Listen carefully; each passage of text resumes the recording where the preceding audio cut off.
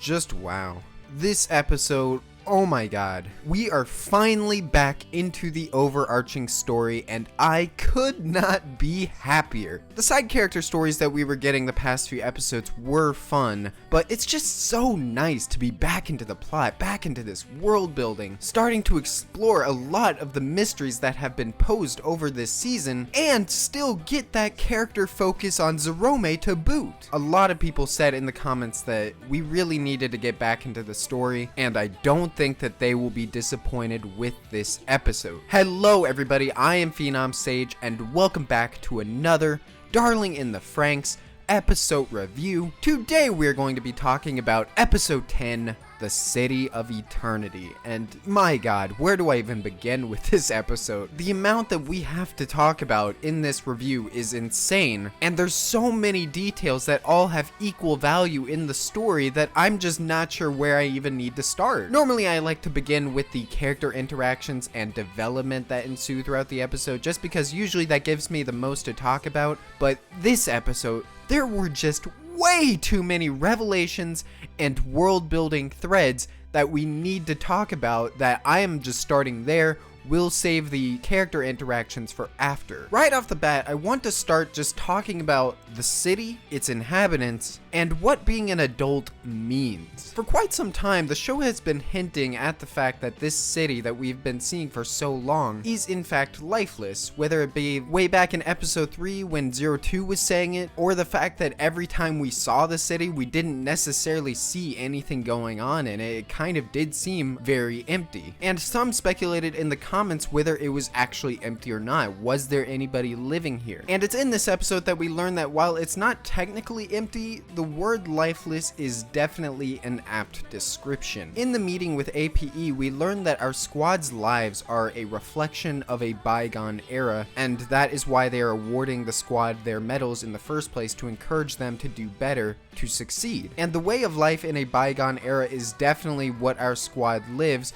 compared to what adults live in this city. This is demonstrated completely by a look into the lives of two adults that we get in this episode. And the lives of the two adults that we see here is possibly one of the most bizarre things that we've seen in the series yet. And while this series hasn't necessarily been lighthearted, this episode absolutely gives a darker and almost otherworldly tone to the plot that we didn't have before. And it absolutely opens the floodgates in terms of what's actually going on with the world outside of the children. This is the first look that we as an audience get into the way that the adults live, and I can tell you that while it's not very surprising, it's also not what I was expecting by any means. For one, and most obviously, we get our first look into what the adults actually appear to be, and the ones that we come across in this episode are actually elderly people. The woman specifically, we never see the man's entire face, but it is implied and assumed that he is also of older age as well. And contrary to this being our first reveal of what adults actually look like, I do not think that all adults are old people. I feel like that might be an assumption that some people come to.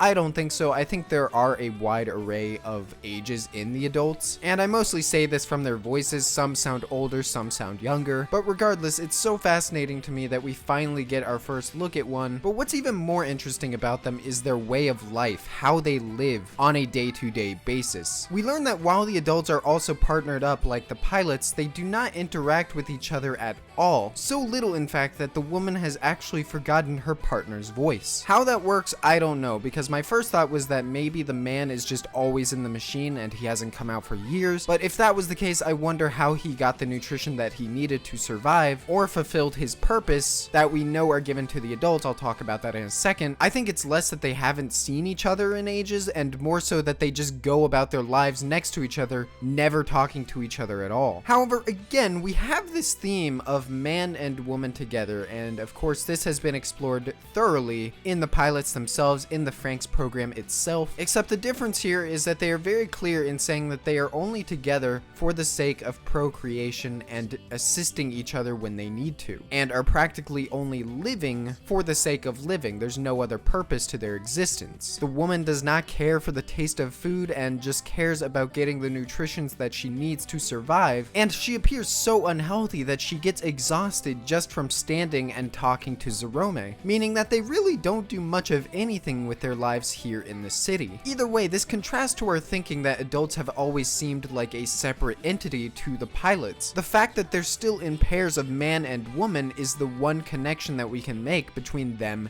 and pilots. And on that note, might actually allude to the fact that pilots can become adults at some point in their lives. But we will talk about that later as well, as that's the only piece of evidence that we get that suggests that the children can become adults. My question regarding all of this would be, what is the point of all this? To what end? My initial speculation and thoughts regarding the adults was that they were people using the children as soldiers to protect them so that way they can live a life of luxury. And while that's technically true, the adults in question don't seem to be any happier in their own lives, needing to resort to machines for feelings of pleasure. So my question is, what is APE's end goal here? Why is society like this? Is this a part of their plan, or is this something that they want to fix? Because at this point in time, it doesn't seem like anyone in this society is happy. There's something more going on with the adults than we've even learned in this episode. We've always thought the adults were the ones that were using the children, but it could be that it's APE that is using both. Another question I have is how the woman knew Zerome's code beforehand. Is it because we're in a special squad, or is it due to her implied connection to Zerome specifically? I will definitely be talking about that implied connection later, but I am curious if that is the reason why she knows his code, or if there's something else to it. Maybe it's that all adults know their plantation squad members, which when you think about it isn't too far-fetched to imagine. If you're living in this huge city and you know that there's just this one group that's protecting you, you probably know who they are. In fact, it's kind of strange how little the adults actually appreciate what Zerome and the others are doing, but this does tie into their nature and how the adults view the children as a whole, which again we will talk about in a bit. And finally, we end Zerome and the woman's conversation with him saying that he will kill Klaxosaurs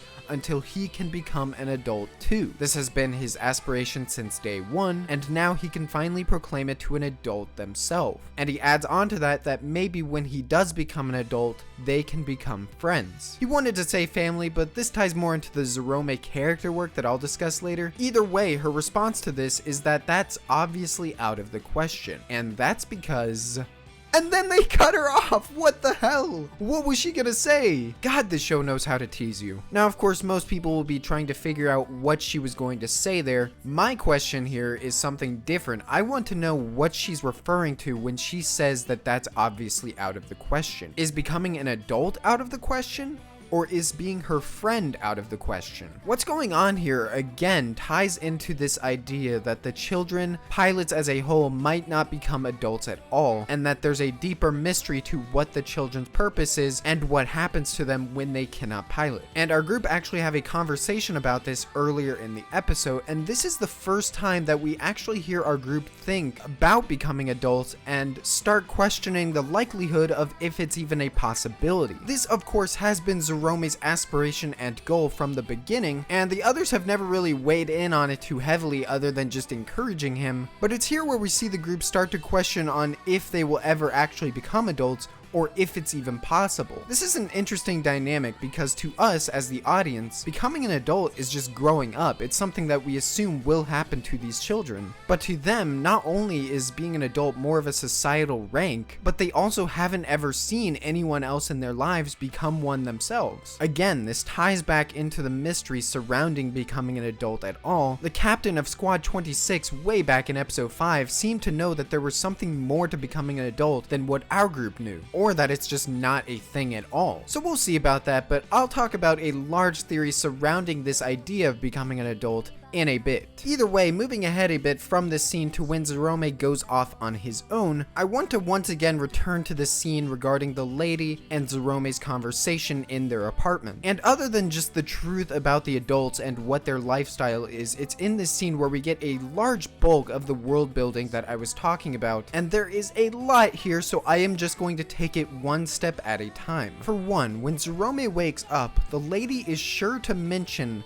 that Zerome's body is a little different from their own, and that when she was using the medical checker, it would not work until she ended up putting it in pet mode setting. Now, just from this, there is a lot to speculate on, and again, I'll be talking about a theory regarding their bodies being different in a bit, but for now, I just want to talk about this idea of pet mode. Now, the instant jumping point from here is that the adults consider the children as nothing more than pets. This pet mode clearly doesn't indicate an actual pet like a dog or a cat. For one, I'm not sure if those things even exist in this world anymore, and two, a dog or a cat's biological systems are so different from a child's that it wouldn't make sense for the medical checker to work on Zerome by setting it to work with a dog or a cat. This pet mode clearly indicates that it was designed for children. So let's springboard off of this idea that the adults consider the children as pets. Since this apartment has a medical checker for pets, you can imply that the adults are potentially allowed to have children with them themselves. This would make a lot of sense regarding where failed pilots are sent if they don't live up to expectations in the FranXX program, and could be where Naomi is located right now. Now, I'm not just saying this because I'm a firm believer that Naomi is still alive. I just think it makes a lot of sense when you consider the idea of a pet in this adult society. I don't think you have a medical checker for that, especially when certain pilots like Zerome aren't even allowed to be in here unless adults are allowed to keep children with them, maybe under certain regulations or guidelines. Let's keep in mind that most children aren't going to be as rambunctious as the children in our squad. In fact, we've seen that most children, including Squad 26, are very orderly, quiet, and reserved. Regarding Naomi, when Zerome is talking to the adult,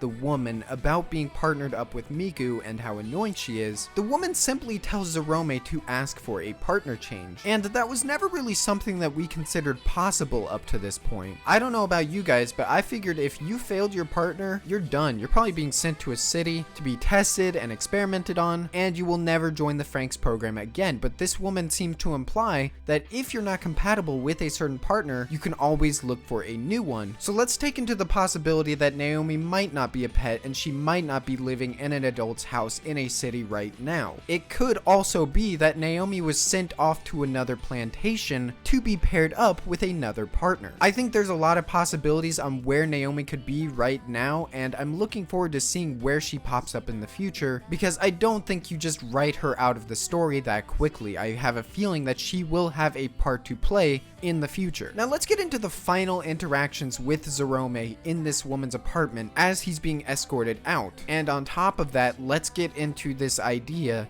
that the children are quote-unquote infected. This is huge, and it was foreshadowed heavily throughout the episode before we finally learn what's been going on the whole episode. Our first clue of this is when Zerome reaches out his hand to shake the adults when they're receiving the awards. When he does this, there's an awkward pause before the adult just denies him that handshake completely and walks back. Even later on, when Zerome is in the house with the woman, before they sit down to have tea, she has a spray for disinfecting before they get started. And of course, when Zerome is picked up at the end, he's being scanned and the lady is being questioned. It's here where they say that an infected child should not be in this house, period, but one of them tells the other to lay off because they pity him. They consider him a victim in all of this. This is possibly one of the most interesting pieces of world building that we get in this episode. The fact that the adults look at these children and pity them because they're infected. What I want to know is, what is the nature of this infection? Is it something inherited at birth, or is it something acquired from fighting the Klaxosaurs? I hate to keep saying this, but we'll get more into the nature of the children in a bit, but just this one piece of information that the children are infected raises a ton of mysteries. Now let's backtrack and start focusing on this APE headquarters meeting at the beginning of the episode. They comment on the fact that our squad are linking up in ways that other squads cannot, and they confirm what we have been saying for a while now. The individuality of our FranXX units and the pilots themselves create a unique element among the squad as a whole. This indeed confirms what we've been speculating, that this is what they've been testing this whole time, including Dr. FranXX, and ties back into the comments made in episode 5 when the captain of Squad 26 was wondering why all of their FranXX units were different compared to the other plantation's FranXX units that all look the same. And I'm going to raise the same thoughts that I've had on this that I've had for the past few episodes, and that is, I want to know, what is it it about the members of our squad that made APE select them for this individuality test? My speculation on this, especially at this point, would be that it all has to do with Hiro. Possibly the people who were around Hiro the most and had the most connection to him were the ones that were selected for this test. I don't think it was due to any test scores because we have a wide array of talent and test scores in this squad of ours. You have a prodigy like Hiro or Ichigo, and then you have people as low as Zerome. So that makes sense to me, but I would like to get some clarification and some information regarding the origins of this special squad. Let's talk about this APE meeting as a whole though. For one, it foreshadows a quote-unquote next stage for our team. We've succeeded in syncing up in ways that even APE weren't expecting, and this means that we're ready for the next step, the next stage of the test that they're performing. And as they mention in this conversation, this means that we will be going to the Grand Crevice very soon. Likely what will be the mid-season finale. I could see it starting next episode and then ending the episode after that for episode 12, which is the halfway point. Now, what exactly will go down when we get to the Grand Crevice, I can only guess at this point. All I know is that I'm so ready. But what we do learn is that it's Squad 13's duty as a whole to deliver 02 to the Grand Crevice, not just Hiro. So that does answer my question that I had before about how they were going to task Hiro with delivering 02. I was asking, okay, so what are you gonna do with the rest of the squad? Are they just gonna be back at this plantation?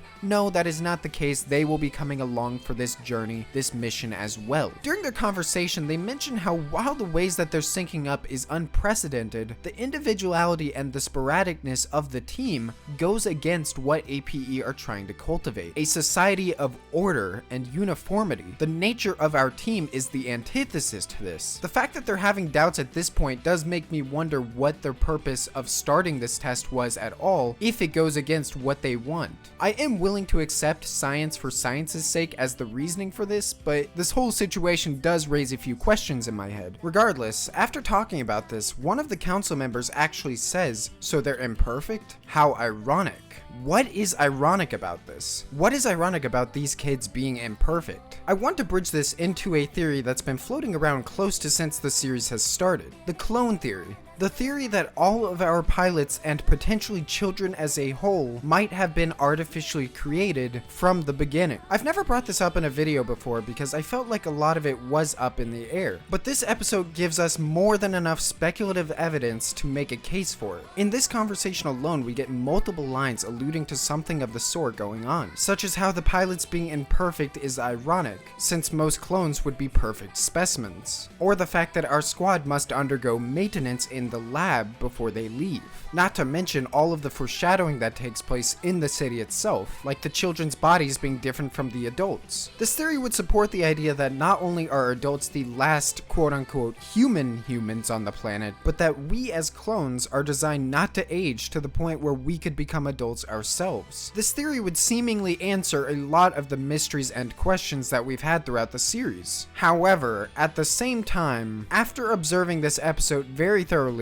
there are several things that imply that this isn't the case at all, and that the children are not clones. Most obviously would be the woman's explanation for what the adults are paired up to do in the first place. They are together purely for the sake of procreation. That simple fact alone puts a major dent in this theory about the children being clones. What would the purpose of procreation be if they didn't actually use the children? This is even further reinforced when we start getting into Zerome's implied connection with this woman, as during their conversation we get multiple shots of Zerome in the nursery, and the woman looking very sad when Zerome thinks he knows her. There's definitely something going on with her and the adults' role in general in bringing these children into this world. However, I still think that there is some way to the clone theory. To elaborate, even if the adults give birth to the children, it could be that they're still experimented on or artificially tampered with so that a lot of things I mentioned with the clone theory are still true. I think them being tampered with at birth only makes sense in the context of all of them being considered infected by the adults. And as I mentioned, it explains a lot of the mysteries and questions we've had regarding how and if our group can become adults in the first place. Back on the woman's connection to Zerome, during their conversation we can tell that she's definitely hiding something from from him in regards to their connection. After Zorome remarks to her that she seems very familiar, you can see that both in her face and as she's about to reach and console him, but stops herself, that there is something more going on here. Now, a lot of people's immediate assumption would be that she is the one that procreated him. She is the one that gave birth to Zorome. And when you get these shots of Zorome back in the past in the nursery spliced into this scene, it's pretty hard to deny. I think it is a safe assumption to say that she is his mother. What I want to know is why they're not allowed to talk about their connection to the children. My immediate thought is that they just don't want the pilots having any connection outside of their own squad. And I think that makes sense. I just wonder if we'll ever see a point where one of our squad members has to confront their family. Another thought might be that she's too old to be his mother. I would disagree, however, because if you're an adult in this city whose sole purpose is to procreate, it really doesn't matter how old you are. APE would expect that of her no matter how old she is until she just physically cannot give birth anymore.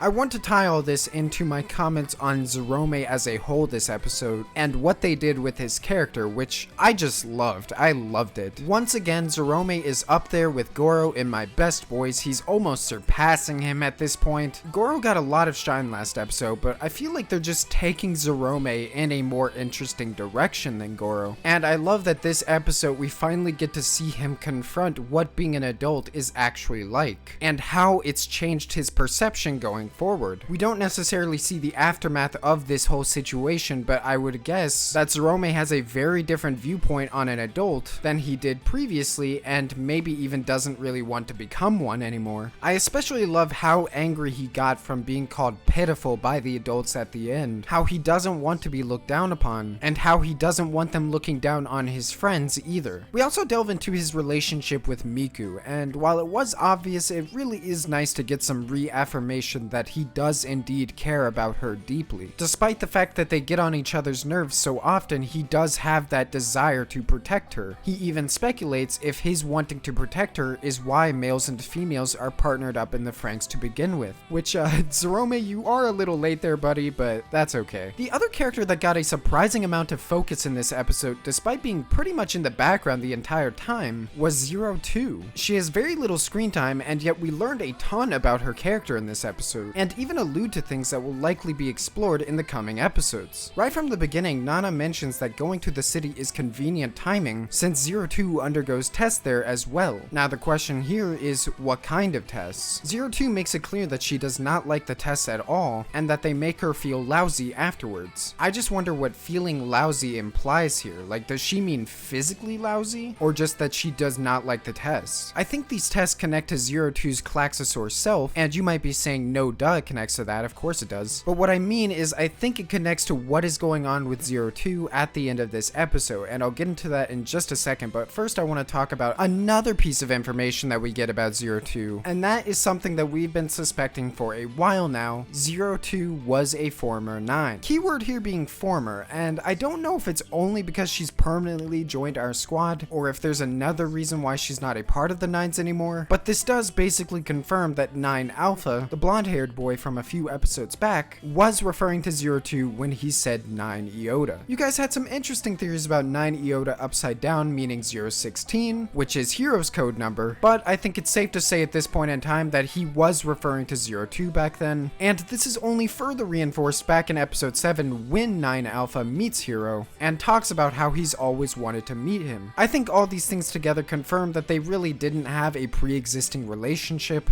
I am interested to see what his relationship with 02 was though. But on top of all of that, we learned something very interesting at the end of the episode. Like I mentioned, we close out with a shot of 02 checking her teeth, and we see that they are fanged. Now, other than that one instance in episode 6 where she was transforming, those fangs were definitely not there before. So what is going on here? Now, of course, I can't tell you exactly what is going on here, but if I had to take a guess, I would say that this likely ties into the overarching story of getting 02 to the Grand Crevice. To take that speculation even further, maybe she's on a countdown where she's slowly turning more and more into a Klaxosaur and needs to get to the Grand Crevice because APE wants to use her to wipe out the Klaxosaurs. That would be my guess, but I am very interested to see where they take this because we are absolutely getting into the Grand Crevice plot next episode since APE said it's time to take this to the next stage. Like like I said before, if I had to guess, I would say that they're going to take these last 2 episodes of the first half to fully get into this Grand Crevice plotline. Now, whether we wrap this up in 2 episodes, I don't know. I could definitely see next episode being the build-up and then episode 12 being the climax, but I could also see them carrying it on a bit longer as well. So we're just gonna have to see about that. Let's just get into my final notes for the episode before we end this off. Last episode, I was hoping that they would go a bit more into this Goro and Ichigo aftermath, and while we definitely didn't get much in regards to their relationship,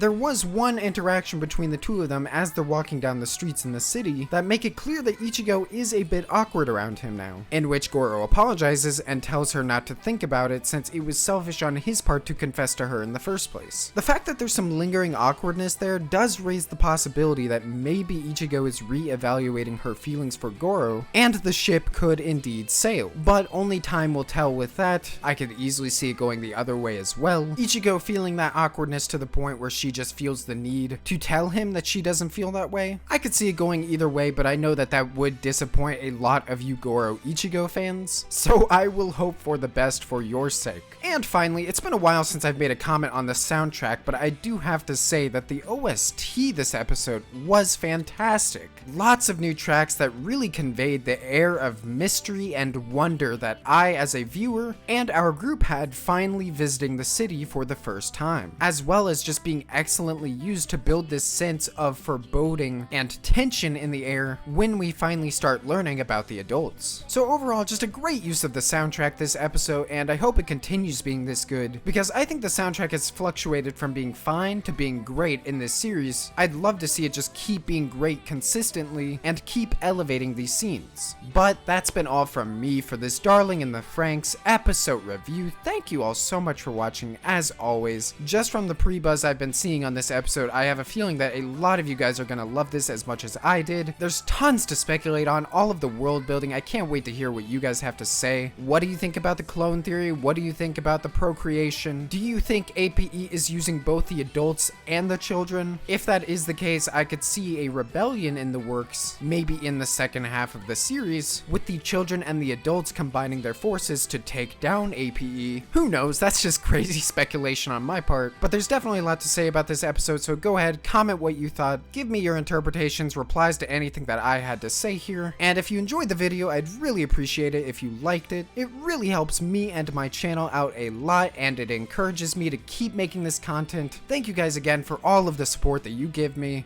and of course, as usual, have a great day. どうして君ばかり